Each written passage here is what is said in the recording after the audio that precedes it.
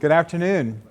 Thank you all for coming, and I want to make sure that those of you who are investors in our funds already, I hope you're not bored with this information because I'm really not going over our funds today.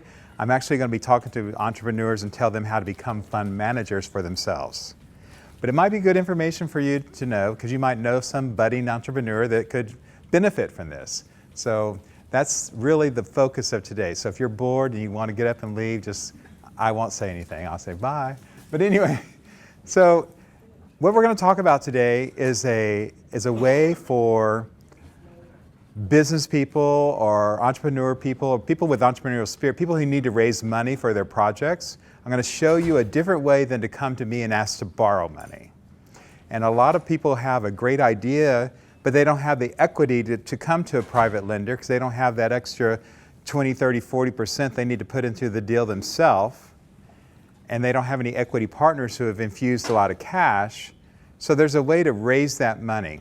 And we're going to talk about that today. So this is a joint venture between A-List Partners Technology, which is one of an affiliate company of ours, and A-List Partners Management, which is the management company that manages the funds that some of you are invested in. So let's see if I remember what button to push. Yeah. So if you're doing your own projects, would $5 million a year help you do your projects? Absolutely. So for example, I'm going to pick on you, Kristen, if I could. Kristen is one of our real good friend of mine. She's also one of our great borrowers.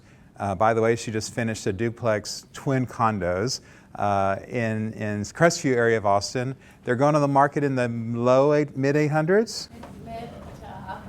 Mid to upper 800s. They are indeed beautiful.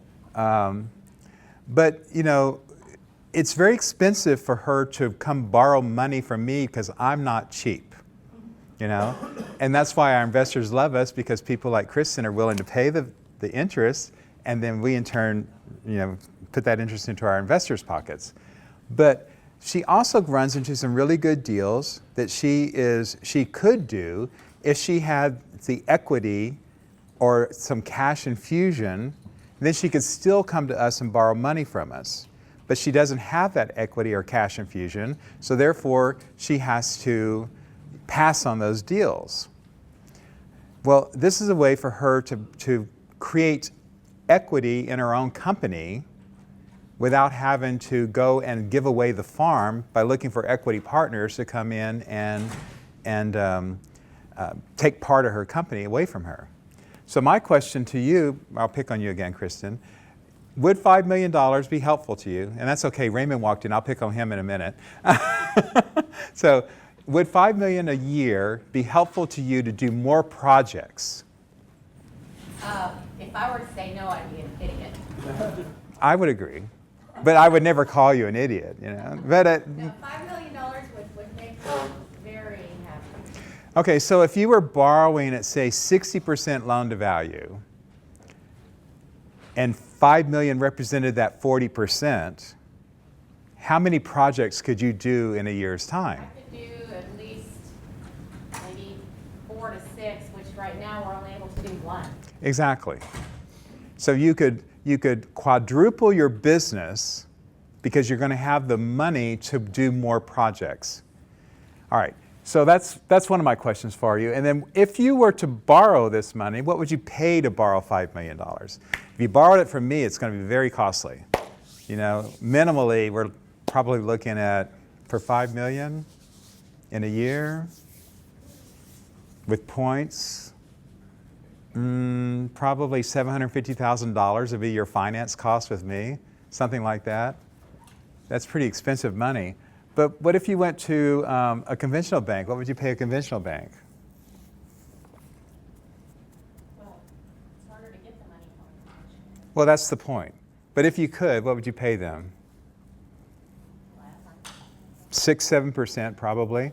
But it's hard to get it, and then they're going to want personal recourse from you, regardless of how strong your business is. They're going to want to go through your tax returns, your financial statements, you know, pretty much everything about you they're going to want to know before they'll even lend you the money.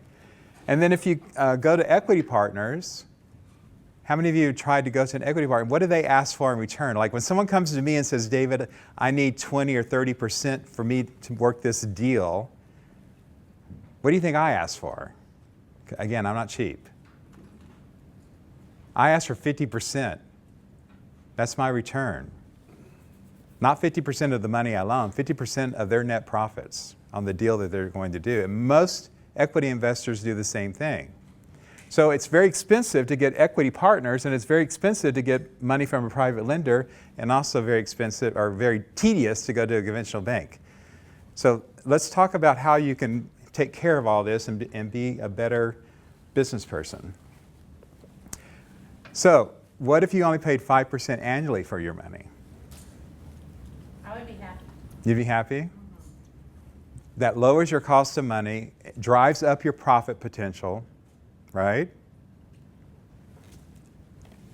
And if you can raise $5 million a year, what do you have in 2 years? 10 million, right.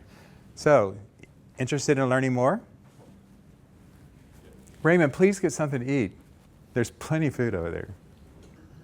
I want to keep you happy. All right.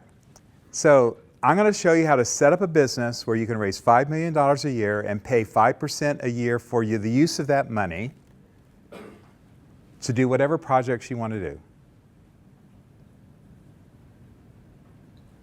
You're going to become your own bank. Just like we are at A-List Partners, we are a bank, in essence. We're going to teach you how to become a bank. So, Mark, you want to do what with money? Porta potties. Porta potties. No, that's a good business, particularly in a heavy construction environment like Central Texas, right? Gosh, the guy that designed porta potties back in the, I think it was like the 60s or whatever, made $1 zillion. But okay, so as those of you who know me and are involved with us, you are actually invested into a Rule 506 security that's filed with the SEC. The SEC came out with a new ruling a little over a year ago called Regulation CF, Regulation Crowdfunding. Crowdfunding allows you to basically go to a crowd of people and raise money from those people. They become investors in your fund. The problem with Regulation CF is it's very onerous. It's very difficult to get through the SEC, and it's very constrictive.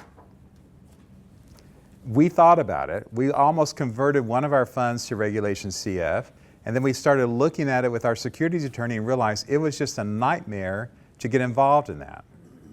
So we looked at all the other regulations that were involved, that were allowed, and they had a regulation Rule 504. Now, the old 504 fund allows you to raise $1 million a year. And then they had a 505 rule that allowed you to raise $5 million a year. So when the SEC came out with Regulation CF, they got rid of Rule 505. This is a little technical. And then they took Rule 504 and allowed it to raise $5 million a year.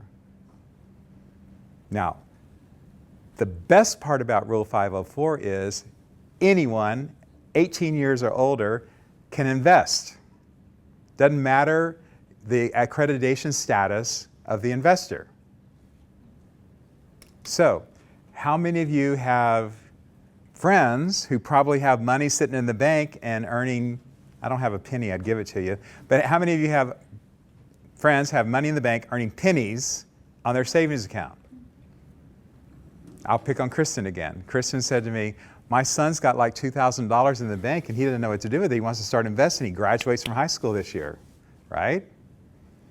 And I said, okay, well, wait till I tell you about this. So if you had a person earning 0.1% on, say, $5,000 sitting in a bank that they don't need, wouldn't you rather offer them a 5% return on that $5,000?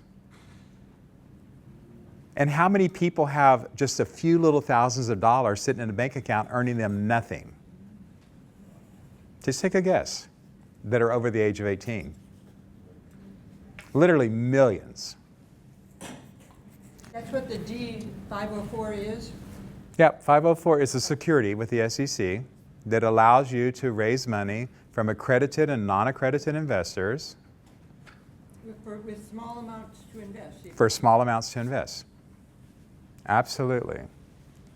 And so we're going to show you how to set up a 504 and because we're doing it, and if you follow our model, you'll be doing really well. So these are federal filings. You can bring in investors from all 50 states. You can do business in all 50 states.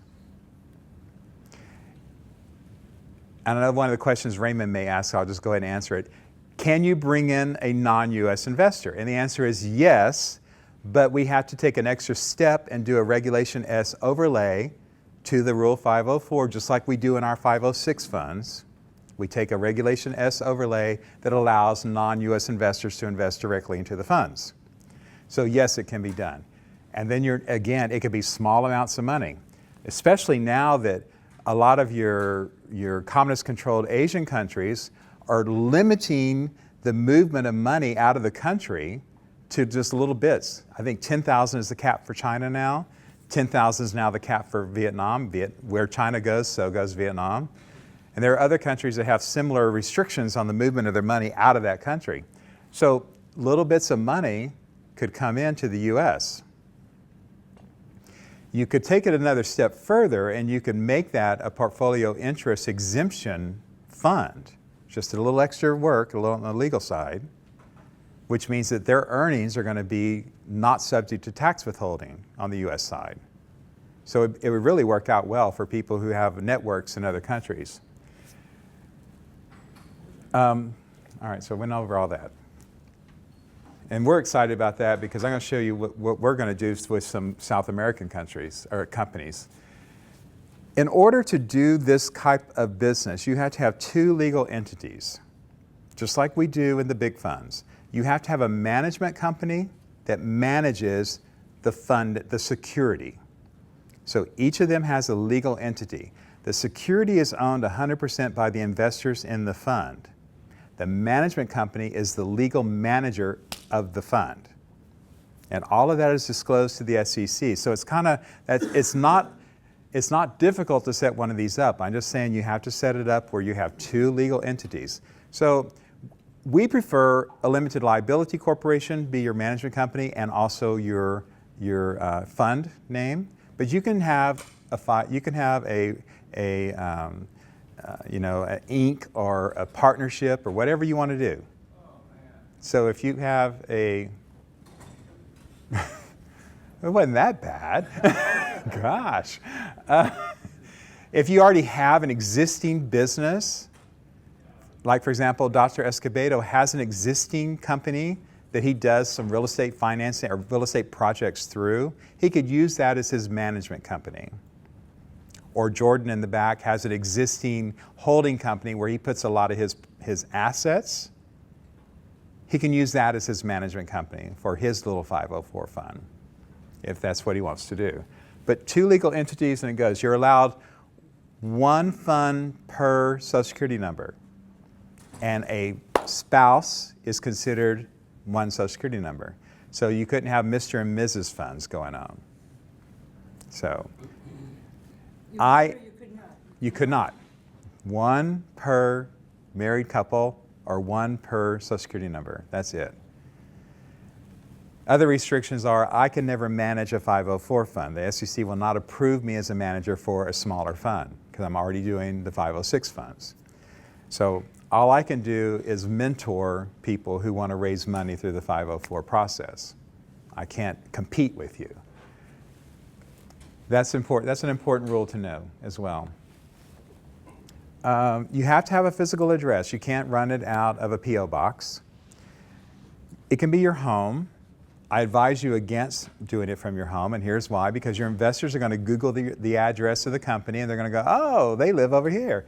And then they may drive by and come and knock on your door one day. You don't want to do that. So get yourself either an office suite or an executive suite, somewhere, a virtual office suite that has a physical address. What about your friend's house? Only if you don't like them. But I've thought about doing that. That's why you asked me for my address. Exactly. No, I wanted Jolene's address. No. So existing companies you can use as your management company. The only one you have to start from scratch is the actual entity that you're going to use for the fund. It has to be a clean entity. Can't have any history to it. And you don't want any history to it because these are investors coming into it and they want to be in a clean entity. They want to be invested in cleanly, if you So will. it'd be a separate LLC? Yes. Two legal entities. Then you have to file your EIN numbers with the federal government, IRS. They want their taxation. You need an EIN number for both your entities. Those are free. You can go online and get it done in seconds. Easy to do. And then you need the EIN number in order to open up a bank account. And then to do the tax returns and blah, blah, blah, on and on. There has to be at least one managing member. The managing member is the managing member of your management company. Your management company manages your security. So you may want to do something as friends, or you may want to do something as sisters, brothers, aunt, uncle, whatever. You may have people you want to be in business with. That's fine. You can name as many managers as you wish. There could also be members of your management company that are not managers. So if you want to turn it into an opportunity for people to share in the profits of your management company, you can sell membership shares in your management company and raise capital. So, Kristen, to your, when we lay out your business plan, you already have people who want to invest. Why not have them invest? Some of them invest in your management company, and some of them invest in the security. Because your management company is going to make money, and the security is going to make money. I'll show you how to do that. But you can sell interest in your management company to raise capital for your overhead, for your expenses, whatever you want to do. You can do that. Your legal entities must be set up by an attorney because you're going to have a lot of investors that are coming into your business opportunity, and you want to make sure that they cannot question any of your legal documents. Case in point, don't go to Legalese or one of those websites. We had someone come to us that did a company agreement through that. We turned down his loan because he wasn't set up and ready to legally borrow money. So have an attorney do it. Say, this is my business plan, and this is what I want to be able to do, and they can write your company agreement and set you up. You can file your names with the state yourself, but have an attorney do your company agreement or your articles or whatever it is, whether it's an Inc. or an LLC. Passive investors as members in your management company is a great way to raise capital. I'll say it again. So let's say that, for example, we may when I say we, there may be someone that I'm helping start another fund, and they don't have a lot of cash themselves, but they have relatives and friends who want to be part of their business. So they're going to sell 40% membership shares and raise about $40,000, which is more than what they need to get this started, but that's what they want to do. Define your business, and also if you do an LLC, it's going to limit your personal liability. LLC, Limited Liability Corporation, there's a reason it's named that way. It's limited to what you personally put into it. So if I put $1,000 into an LLC and someone sues the company, they can get a big whopping $1,000 out of me. Why do you think attorneys don't sue LLCs very often? There's just not any money there for them.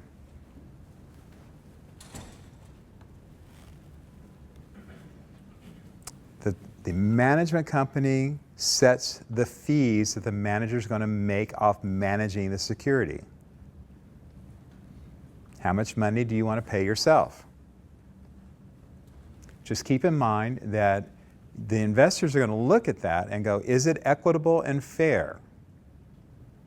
So when you decide how much money you want to pay yourself, make sure it's equitable and fair to your investors.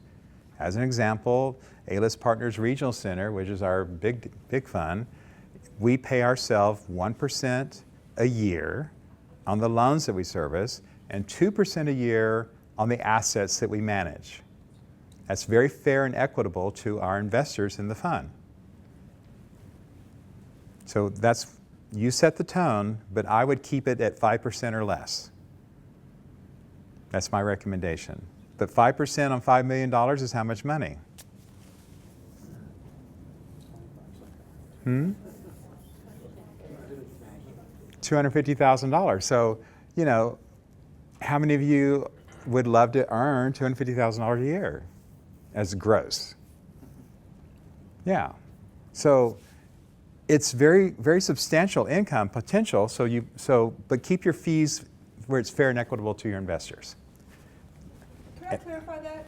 If the, so if somebody, your management fee manages the security.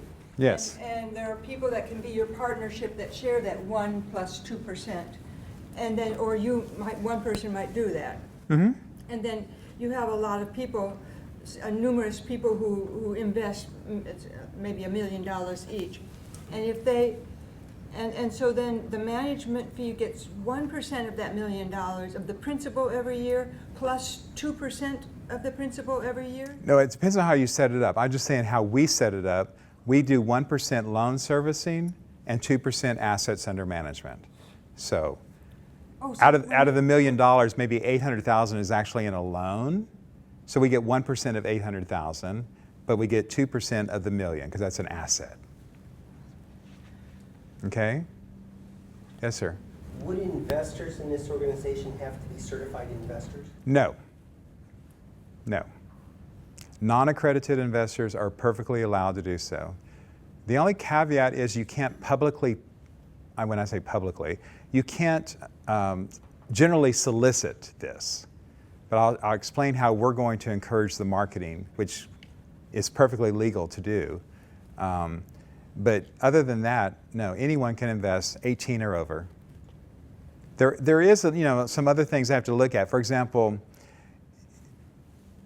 let's say you call your grandmother, not your grandmother, but someone's grandmother, and she's got $100,000 in a CD at the bank, and that's all the assets that she has. You cannot take that $100,000.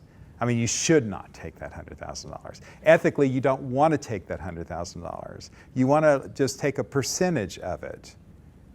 You never want to take all they have. That just doesn't work, So that's another little caveat that you want to look at when you're dealing with non-accredited investors. You want to protect them. So for the A-list, the 3% that you take, is it every member of the A-list management team that gets that, or is it? Absolutely. Everyone on my team, they get their own 3%. No, the management company gets it. Gets that, and then they disperse it how that's fair. Okay. Yeah. Now, me personally, I take 20%. You didn't know that, did you? It's in the fine print. No, I don't. No, we comfortably operate with that little bit of margin. Was that how the REI fund was?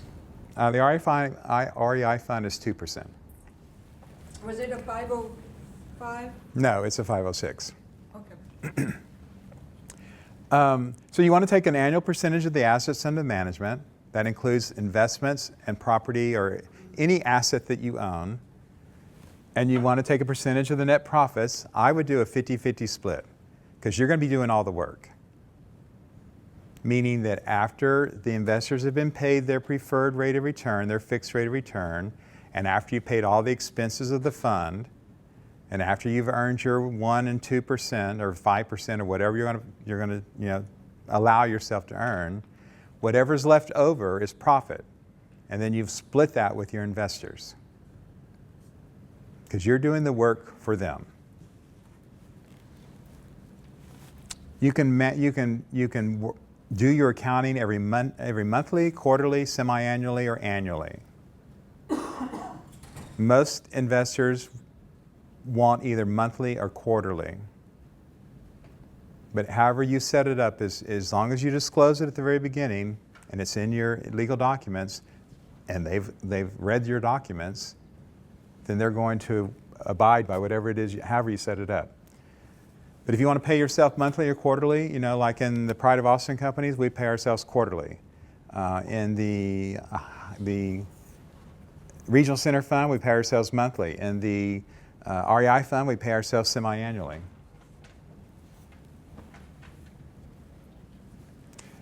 Will you be reimbursed for your expenses? Again, if you write it into your legal documents, you can reimburse yourself any way you want to. We don't reimburse for overhead. But on a smaller operation, you might want to recapture some of your fixed expenses. You know? Totally up to you. We can talk about it in your business plan. Your assets under management, make the percentage high enough to cover your overhead if you're not going to reimburse yourself for the overhead. So that becomes budgeting issues. This is what it's going to take for me to run my management company. How do I get this money? Then you go through and go, well, I can do it by this percent, and this profit participation. But then, oh, well, I should probably recover a marketing fee or something, or probably recover my digital fee or something. There are some expenses that you do want to recover. Namely, your startup expenses. Every time we write a PPM, a private placement memorandum, we write in there that when we get to a certain level of investments, we're going to recover our startup expense. Your startup expense is basically your legal fees, your accounting fees, whatever it took to get you started. Not your office, not your overhead, not your office furniture, not your copier, not your cell phone, whatever it took legally to get you started. So we recover that at some point, and you should too. And if you want to recover expenses on a monthly basis and you want to be paid office rent or reimburse your office or copier or cell phone or travel or whatever, you need to write that into your legal documents and make sure that everyone knows that before they invest. Again, have to have a physical address. Oh wait, I went backwards, I think. Did I? Yeah. Sorry about that.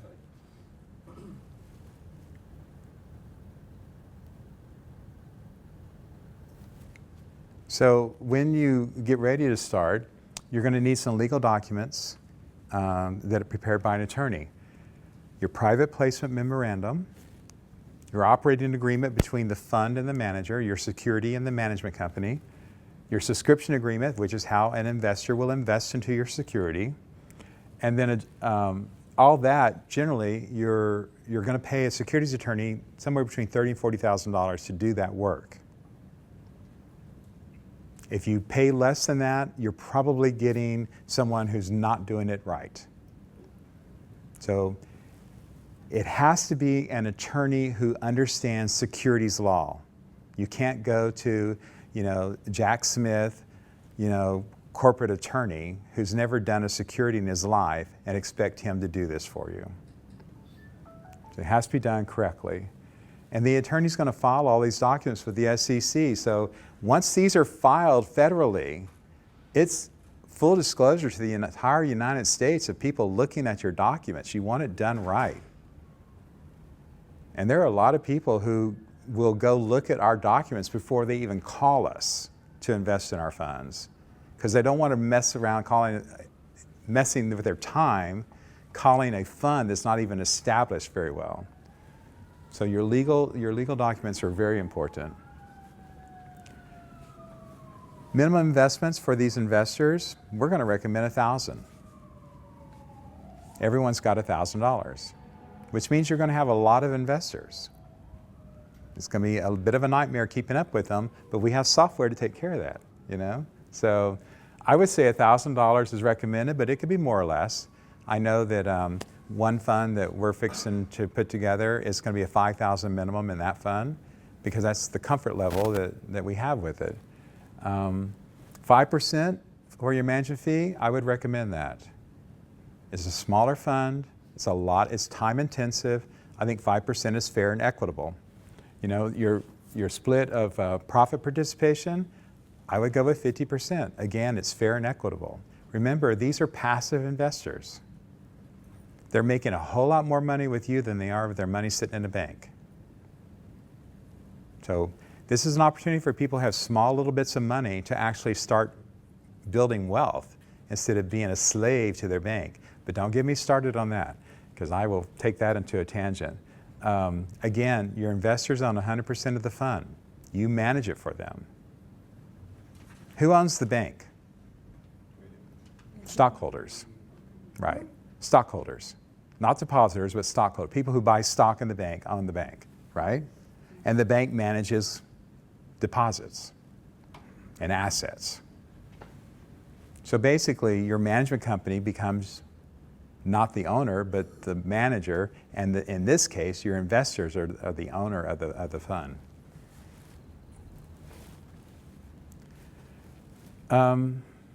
If you wanted to start this, instead of paying $30,000, $40,000 to a securities attorney, you can work through us, and there's two ways you can do it. It's basically a business in a box for $20,000. If you want to do a cash incentive, that's fine. We'll do it for $15,000. We take care of everything. Our securities attorney loves me so much because I send them so much business that they are basically doing what they would charge me $35,000 to do. They're going to charge a lot less for these 504 funds. And they're happy to do it because they really like this program. And I'm kind of like their little poster child to make sure this program really works, because they want to go out to their other fund managers and say, look, this is what David's doing in Austin. Why don't you guys start doing this? And my investors are probably sitting here going, why is David encouraging people not to become borrowers? I can just see the wheels turning, right? Why does David want people to have their own equity funds? There's some method to my madness. And here's the answer to that. As Kristen said, she could do more loans if she had more equity to work with. We could do more loans for her. She's a proven borrower. We could do more loans for her. Raymond, who is a proven developer, we could do more loans for him. He only has so much capital that he can put, and so he's limited to 1 or 2 projects at a time. So this is a way for him to do 3, 4, 5 projects at a time. He's a proven developer. We want to build business with him. And then, can these fund managers of these mini funds invest into our big fund? No. But they can participate in loans of the big fund. So let's say I have 10 mini fund managers out there. And on average, they've got $150,000 just sitting in their bank account. They don't have a place to put it. And I want to do a $3 million loan. And I get on the phone and I call these mini fund managers and say, would you like to participate in a loan with A-list partners? And so they come in and go on a fractionalized note and deed of trust with us at $150,000 each. Now, why would they want to do that?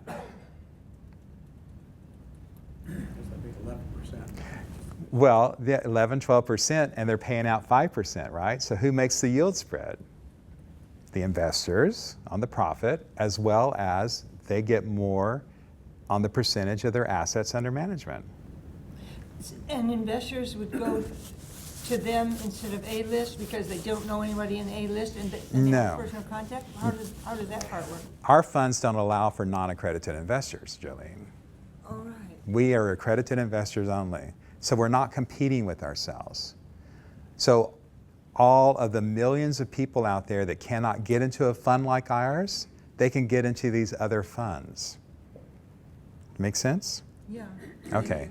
Yeah, so we're not competing with ourselves. And that's important to know. Mm-hmm.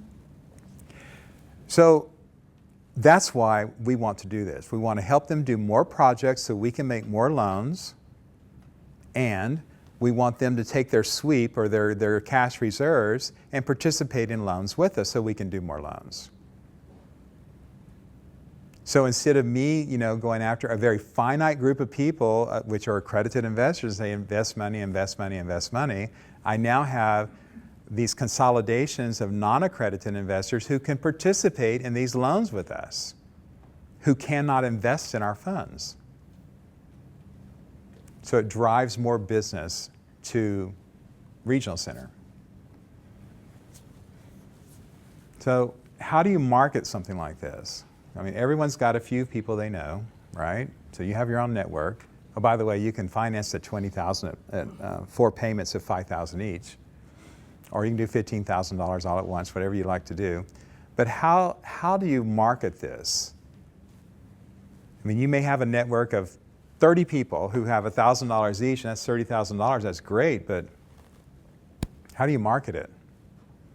We market it with you. So we have been building a crowdfunding platform that is now active, and we're doing well with it with our accredited funds. So now we want to open it up for non-accredited funds. So we can go to the masses of people and say, we have an opportunity for you to invest. Our crowd, our database, is growing exponentially. I mean, seriously, it is growing. But the majority of people on our database are not accredited investors. They're non-accredited investors. So we have no product for them. But through this mechanism, we can offer them an opportunity or a product for them to invest in through our crowd. So you refer them to one of the people that has the 50? We don't, because that would be a securities situation. Yeah. We invite them to go to the platform and register, and they can look at every opportunity on there, make their own decision. Online. You know? So every time a new opportunity goes live on the platform, every single investor on the platform will be notified about that opportunity, which is a good thing. So some of my investors may decide they want to do a little, extra $5,000 in a little fund over here. I'm fine with that. That's their business. They may want to put their grandchildren in a fund. I'm fine with that. Because the grandchildren cannot come into our fund. So we set up, this is optional, we set up a back office for you if you want us to do all your back office work, because most entrepreneurs are not business managers, they're deal makers. So we'll do, for $1,000 a month, we'll do all your annual filings with the SEC, we'll do your annual filings with every state that you do business in, we'll do the financial reports and tax returns to your investors, we will maintain the database of your investors for you. Their statements and K-1s will go out, and we constantly and continually promote the fund on our platform. So in other words, we're doing a lot of massive marketing, driving business to our platform. And people are registering on our platform. Again, the majority of them are non-accredited investors.